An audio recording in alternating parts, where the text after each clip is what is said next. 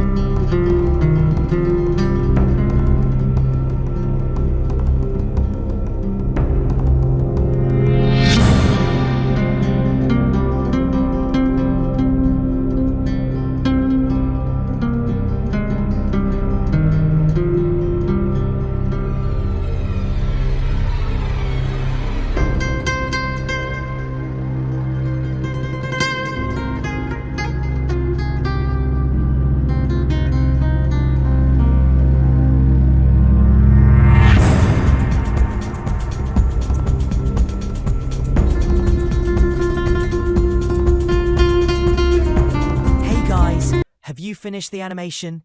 Great job! But if there's anything you didn't understand after watching this video, feel free to drop a comment. I'll personally reply and help you complete the animation.